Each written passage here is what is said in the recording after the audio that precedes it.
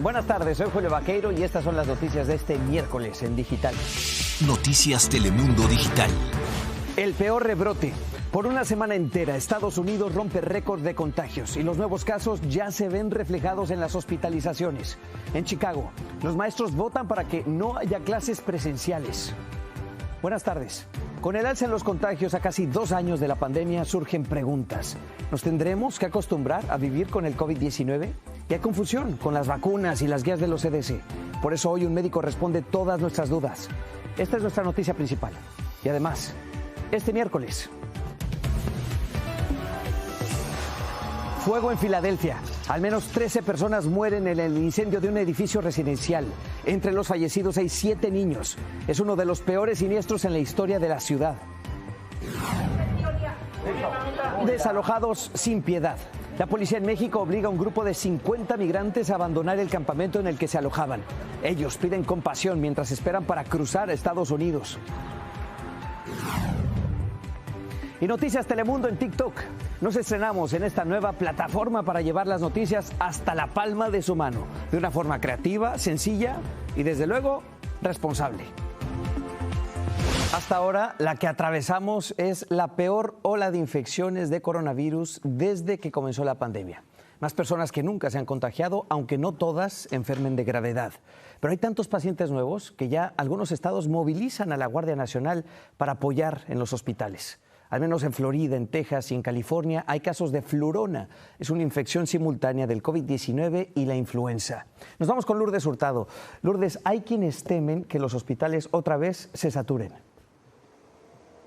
Así es, Julio. Crece la preocupación a medida en que este tsunami de contagios se ve reflejado en las hospitalizaciones, que en comparación con la semana pasada han aumentado un 63%.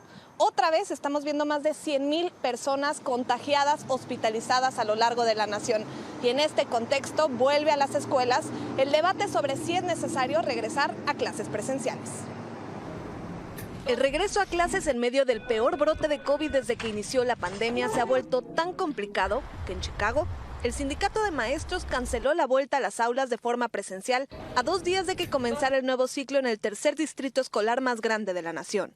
Debemos tener una pausa operativa hasta que este pico va bajando y las escuelas están seguras y deben de dejar los educadores enseñar de modo virtual. Y aunque los contagios preocupan, la educación en línea trae otras complicaciones. Nosotros papás trabajamos, muchos no estamos en casa, se quedan ahí solitos.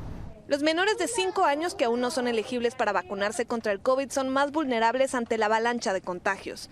Durante la última semana, diariamente se han roto consecutivamente los récords de casos en estados como Florida, Nueva York y Colorado, mientras que otros como Kentucky, Oregon y Wisconsin rompieron récord de hospitalizaciones. 16 estados han roto ambos récords, entre ellos Texas, Illinois y Georgia. Schools in this country should remain open. El gobierno federal reanudó el llamado a mantener las escuelas abiertas. One of the best ways to prevent infection in children who are not able to be vaccinated because of their age is to surround the children with people who are vaccinated. Además, recomiendan el uso de mascarillas, especialmente en espacios cerrados, medidas que también funcionan para evitar un caso de flurona, es decir, infecciones simultáneas del virus de la influenza o flu y el COVID-19. Casos pediátricos se han detectado en California y Florida. Pero no se hace un test para los dos virus a todas las personas que llegan, porque obviamente es difícil logísticamente y realmente no cambia el manejo en la mayoría de personas jóvenes que tienen síntomas leves. Afortunadamente, contra la influenza, casi todos los menores pueden ser vacunados.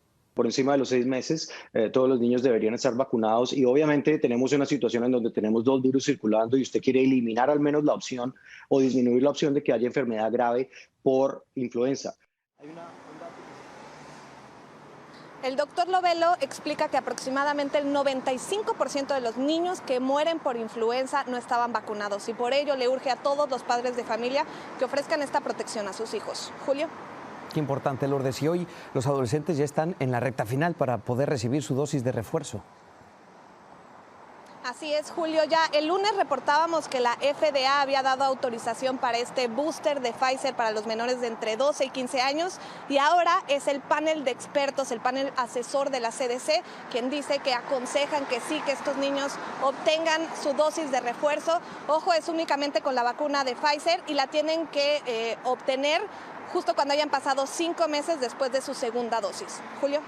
Muy bien, muchas gracias, Lourdes Hurtado. Bueno, van casi 2 años de pandemia y la información ha cambiado. Las reglas y las guías de las autoridades con respecto al coronavirus se han ido modificando, tanto que generan confusión.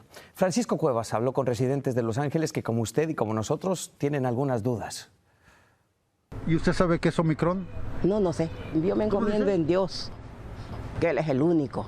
De norte a sur, de este a oeste, por las calles de todo el país hay gran confusión con el tema de la pandemia y sobre todo con las recomendaciones sobre los tiempos de cuarentena y las medidas a tomar. Pues sí, porque nos dan una información y al rato nos dicen otra y que así nos traen. Estamos confusos. Sí lo confunden mucho a uno porque entre una y otra sí es bastante confundible, ¿verdad? Hay mucha gente que no entiende, pues. Con la pandemia se han adoptado nuevas palabras al vocabulario diario: coronavirus, COVID-19, Delta, Omicron y ahora Flurona. Doña Blanca, quien ya está vacunada, cree estar infectada. Hoy fue para hacerse la prueba, pero ya no sabe con cuál variante. Con respecto a las vacunas, pues dijeron de que poniendo las vacunas íbamos a protegernos más, que probable ya no nos iba a dar la enfermedad, pero la enfermedad sigue dando. Siento que también los científicos están tratando de entender lo que está pasando, que hasta yo me imagino que también ellos están confusos. Que se pone la vacuna y que le ponen un chip a uno en las venas. Las nuevas guías de los CDCs con respecto a vacunas, mascarillas y refuerzos parecen también estar frustrando y confundiendo a muchos. Pues mal por tanta cosa que escucha, cosas negativas, positivas, y entonces ya es un enredo el que hay ya. A pesar de la gran confusión en la calle y toda la información generada alrededor del coronavirus, los expertos continúan insistiendo que por ahora la única protección es vacunarse, utilizar el distanciamiento social y estas mascarillas en todos los lugares públicos. En Los Ángeles, California, Francisco Cuevas, Noticias Telemundo. Y bien, entre tanta confusión, nos acompaña ahora el doctor Jaime Sepúlveda para aclarar algunas dudas que tenemos. Doctor, muchas gracias por acompañarnos esta tarde. Encantado, Julio. ¿Qué podemos esperar del COVID-19, doctor? ¿Se quedará para siempre? ¿Es algo con lo que tendremos que lidiar periódicamente, como ocurre, por ejemplo, con la influenza? COVID-19, la enfermedad, yo creo que va a ser controlada, ciertamente en los países industrializados, en unos pocos años. Y va a haber muy poca gente que muera de COVID-19 en unos años. Sin embargo, el virus que produce la enfermedad COVID-19, es decir, el SARS-CoV-2, va a quedar con nosotros para siempre. De manera que ese virus ya no es erradicable y va a estar con nosotros como una enfermedad endémica para siempre. Ahora, lo que hemos visto en las últimas semanas, doctor, es que la variante Omicron se ha convertido en la dominante. ¿Por qué? ¿Qué sabemos de esta variante? La variante Omicron, por ser tan contagiosa, ya ha desplazado en Estados Unidos a la variante Delta, y tenemos que el 95% de las nuevas infecciones, según el CDC, son ya producidas por esta variante Omicron.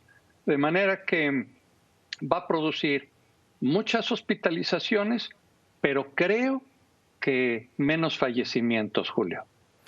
Ahora, doctor, hay mucha confusión con las recomendaciones de los CDC. ¿Por qué piden 5 días de cuarentena a las personas contagiadas y no una prueba negativa obligatoria para volver al trabajo?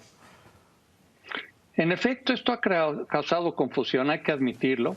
Esta variante Omicron tiene un periodo de incubación mucho más corto, 2 a 3 días, y también es transmisible por un menor lapso, entre unos 5 a 6 días. De manera que a los 5 días de haber presentado el inicio de síntomas, la inmensa mayoría de las gentes ya no son infectantes. Creo que 5 días es una buena recomendación. Doctor Jaime Sepúlveda, muchas gracias por estar con nosotros y por aclararnos estas preguntas. Gracias, Julio, un gusto. Un gusto. Nos vamos a Filadelfia con el incendio trágico en un pequeño edificio de departamentos. Al menos 13 personas murieron. La mayoría eran niños. Carla Mesola tiene lo último desde ahí. Con esta escena del fuego saliendo sin control por las ventanas de este edificio de apartamentos en Filadelfia, se encontraron policías y bomberos, sin imaginar el saldo que esta tragedia dejaría. I've been around for 35 years now, and this is probably one of the worst fires I've ever been to. Al menos 7 menores y 6 adultos fallecieron a causa del siniestro, dejando conmocionados a los oficiales, al mismo alcalde These children in your prayers. Y a los residentes del área como Martín, quien conduce un autobús escolar y esta calle es parte de su ruta diaria donde recoge niños. Se me salió una lágrima. ¿No? Los niños son muy jóvenes para perder su vida así. Más que se entera uno que murieron niños también y uno tiene niños y se siente mal uno, ¿eh? Alrededor de las 6:30 de la mañana comenzó el incendio que rápidamente se extendió de la cocina en el segundo piso hasta el tercero. Las identidades de las víctimas aún están por revelarse. I just heard about 6:30 I heard screams and again I don't know if it came from the building or from the streets, a witness. Se siente muy triste porque pues un niño no es injusto pues que algo pase así, pero solo Dios sabe por qué pasan las cosas. Al menos 26 personas habitaban la casa convertida en un dúplex y que era utilizada como apartamentos por la autoridad de vivienda de la ciudad. Según las autoridades, 8 personas lograron escapar y otros más tuvieron que ser transportados a un hospital en condición crítica. Parte de la investigación se está centrando en las 4 alarmas antiincendios que había dentro del edificio, pero que no funcionaron. En Filadelfia, Carla Mesola, Noticias Telemundo. Una tragedia de verdad. Y en Nueva York las carreteras cubiertas de hielo negro son un peligro para los automovilistas. Hay decenas de accidentes ya. Van al menos 2 personas muertas por estos choques. 2 conductores que salieron de su auto y fueron atropellados. Otro choque en cadena acabó con unos 12 vehículos apilados y numerosos heridos. El hielo también paralizó los vuelos en el aeropuerto de Newark y provocó retrasos en LaGuardia y en JFK. Mientras tanto, investigan las fallas que llevaron a la fila de autos atrapados por 30 horas en Virginia. La nieve acumulada y un accidente provocaron este bloqueo. Y uno de los reclamos principales es por qué no había nadie desviando el tráfico para evitar que cientos de conductores quedaran ahí detenidos. El Departamento de Transporte de este estado calificó el incidente como completamente inaceptable. Y hablemos ahora de el día inolvidable.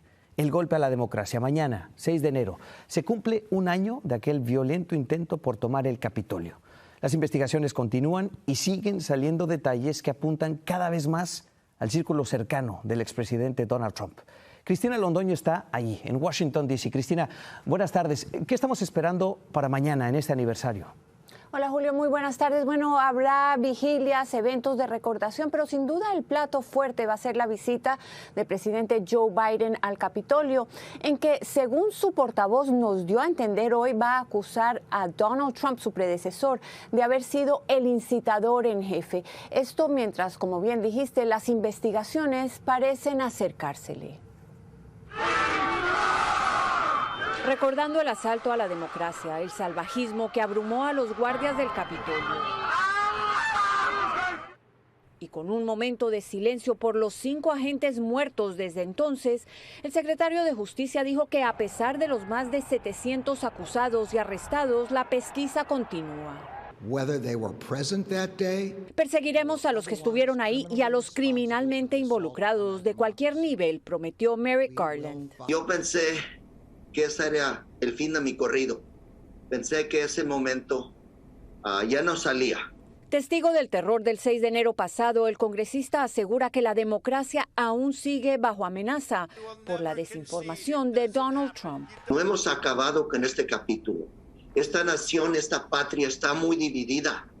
Esperamos otros problemas en el 2022 y en el 2024. Mientras el comité investigador del Congreso asegura tener en sus manos textos del periodista de Fox, Sean Hannity, con el entonces jefe de gabinete de la Casa Blanca, que demuestran que tenía conocimiento previo de los planes del presidente Trump y su equipo legal para el 6 de enero. Estoy muy preocupado por las próximas 48 horas, dice en uno de la víspera del asalto al Congreso. Hannity ha dicho que sus mensajes son consistentes con sus declaraciones públicas. Por su parte, el nuevo jefe de policía del Capitolio dijo hoy que, a diferencia de hace un año, el edificio y los legisladores están seguros. We didn't have the people.